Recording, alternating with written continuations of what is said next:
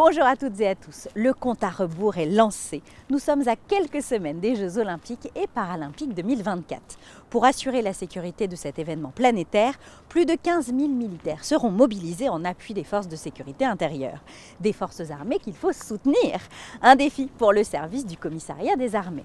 Pour comprendre l'implication du SCA dans le soutien à la force de sécurisation de cet événement, allons à la rencontre du commissaire en chef Michael, en charge de la planification des opérations à l'état-major opérationnel du service. Monsieur le commissaire en chef, bonjour. Bonjour madame. Alors comment le SCA s'est-il organisé sur le territoire national pour planifier cette opération incroyable ?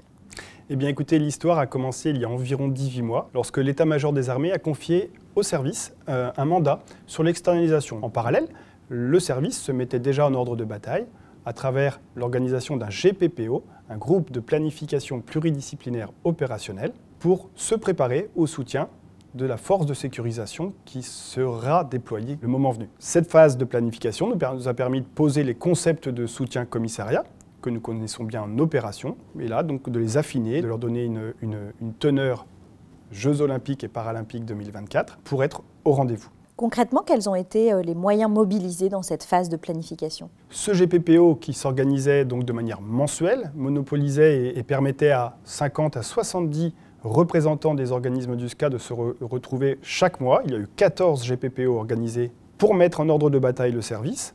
Ces 50 à 70 interlocuteurs représentaient les centres interarmés du soutien en premier lieu, mais également certaines plateformes commissariats, les groupements de soutien commissariat les plus exposés pour les Jeux. Je pense à l'Île-de-France, je pense à Marseille, Bourg-Javor et l'Outre-mer, la Polynésie française. Ce GPPO fonctionne selon un dispositif, je dirais, de remue-ménage qui permet de fédérer tout le service autour d'un objectif commun, délivrer du soutien pour la force de sécurisation à l'horizon des Jeux. Pour qu'on comprenne bien, quelle est la particularité de cette opération ? Je dirais que cette particularité, elle est double. Il y a d'abord un effet volume. C'est vraiment une opération hors norme en termes de volume de forces engagées sur le territoire national. Donc évidemment, le soutien qui doit être délivré doit être hors norme. Premier effet. Le second, c'est la concentration des moyens en Île-de-France. Pendant les Jeux, l'essentiel, environ 90% des épreuves, des enjeux, concerneront l'Île-de-France. Donc le soutien, bien entendu, doit essentiellement aussi être concentré sur l'Île-de-France. Mais bien entendu, nous n'oublions pas les autres sites géographiques concernés, mais dans des volumes plus humbles. Le SCA assure un soutien de taille en régie. Est-ce que vous pouvez nous en dire un peu plus ? Quelques chiffres quand même pour traduire l'aspect hors norme de l'investissement pour le SCA, au moins en matériel. Plus de 15 000 lits, armoires de campagne vont être déployés sur le territoire national pour soutenir la force de sécurisation. Plus d'une vingtaine de remorques, donc ces dispositifs qui permettent de projeter dans des terrains temporaires du matériel qu'on appelle de vie en campagne, pour soutenir dans les domaines de l'alimentation, du sanitaire et l'effort humain. Il sera très conséquent aussi parce que plus de 3000 personnels civils, militaires, d'actifs ou de réserve seront concernés par les Jeux Olympiques en phase de conduite. Comment s'organise la coordination entre l'échelon stratégique, qui conçoit la manœuvre de soutien, le MOSCA, et puis l'échelon tactique qui honore les besoins des forces ? Donc le MOSCA, échelon stratégique, vous l'avez dit, très tôt le service a choisi et a décidé de créer un échelon opératif, les 3 étages de la fusée, le MOSCA au niveau stratégique. Nous avons donc créé un échelon opératif à travers ce qu'on a appelé le J8SH. C'est un commissaire en chef de première classe qui a été déployé dès l'été 2023 au sein de l'état-major de la zone de défense de Paris, parce que c'est le cœur du réacteur, pour être le relais du service au plus près du soutien qui devrait être délivré le moment venu. Un élément important, cet état-major et ce J8SH sont co-localisés avec le groupement de soutien de l'Île-de-France, qui sera l'acteur majeur en Île-de-France au niveau tactique.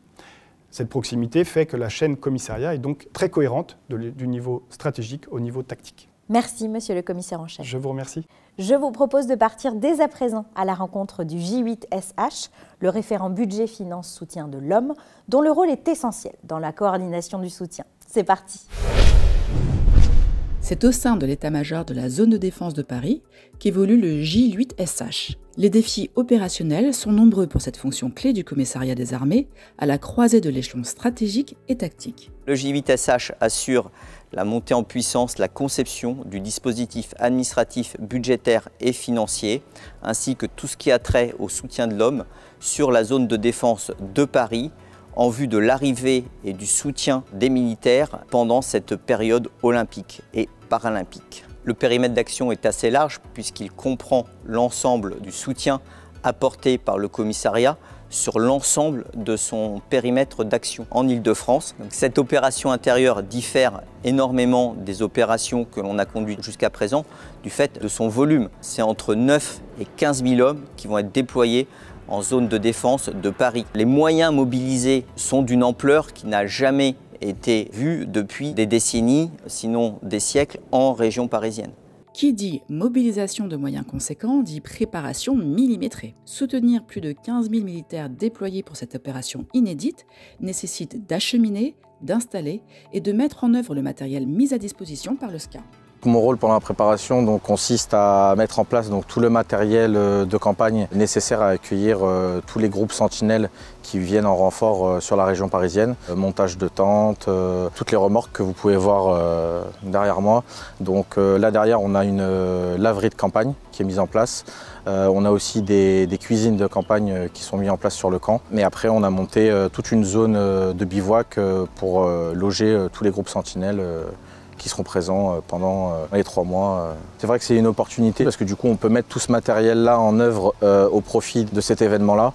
Normalement c'est du matériel qu'on met en œuvre quand on est en mission à l'étranger. Donc du coup c'est vrai que ça permet aux gens de connaître ce matériel-là, de l'utiliser et de mettre aussi en avant le matériel du commissariat des armées.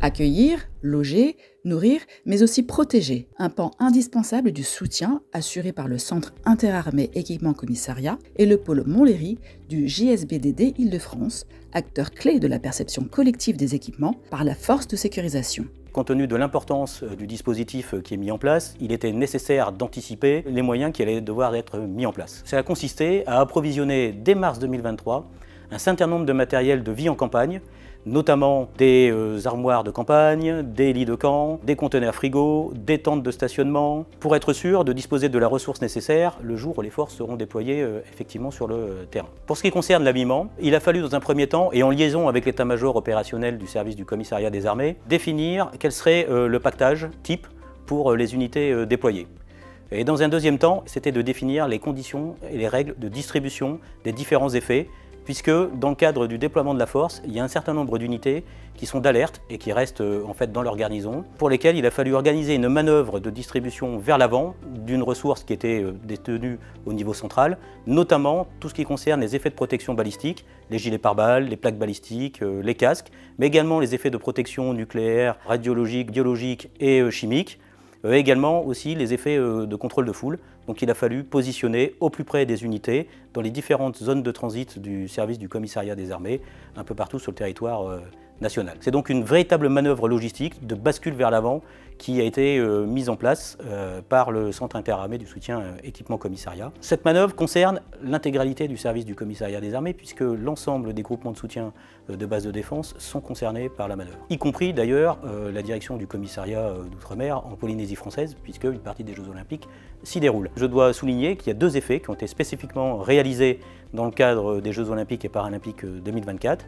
C'est un polo de couleur beige coyote et un patch dédié pour l'opération Sentinelle Jeux 2024. Une fois les équipements commandés, préparés et acheminés par les établissements logistiques du commissariat des armées, le pôle Montlhéry du JSBDD Île-de-France est à la manœuvre des perceptions collectives. Des perceptions hors normes qui se déroulent sur la zone de transit de Brétigny. Le rôle de la ZT de Brétigny-sur-Orge est d'équiper les unités qui ont été désignées pour sécuriser les Jeux Olympiques Paralympiques 2024. Pour mettre en œuvre les perceptions au niveau du magasin HCA de Brétigny, il y a 14 renforts du SCA qui ont été désignés dans différents GS. En permanent de la zone technique de Brétigny-sur-Orge, nous sommes 5 permanents pour le magasin. Ce qui change, c'est qu'il y a un peu plus de matériel à percevoir comme les packs CPO, les différentes cartes Sentinelle, Mais le cadencement reste toujours pareil, le matériel il reste toujours identique. Les matériels qui sont perçus en zone technique de Brétigny,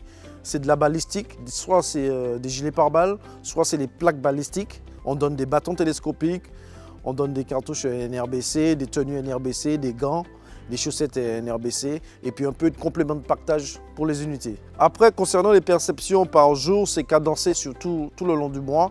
Ça peut arriver en une journée, on peut faire entre 8 et 10 perceptions et on suit la cinématique. Pour pouvoir effectuer toutes les distributions pour les unités, j'ai dû faire des commandes auprès de l'ELOCA de Châtres, l'ELOCA de Brétigny-sur-Orge et l'ELOCA de Marseille afin d'avoir le matériel à temps pour pouvoir distribuer aux unités. Et aussi, il y a le service de santé des armées. Ils ont reçu aussi du matériel. On les a aidés à reconditionner les kits santé pour pouvoir distribuer aux unités.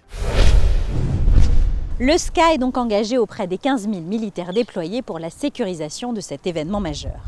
Nous l'avons vu, cette manœuvre de soutien implique des volumes humains et matériels inédits. La planification est donc essentielle pour soutenir cette opération d'envergure et être au rendez-vous. Après la planification, place à la conduite du soutien une fois les Jeux Olympiques et Paralympiques 2024 lancés. C'est ce que je vous propose de découvrir à travers votre prochaine édition du MAC TV. À très vite!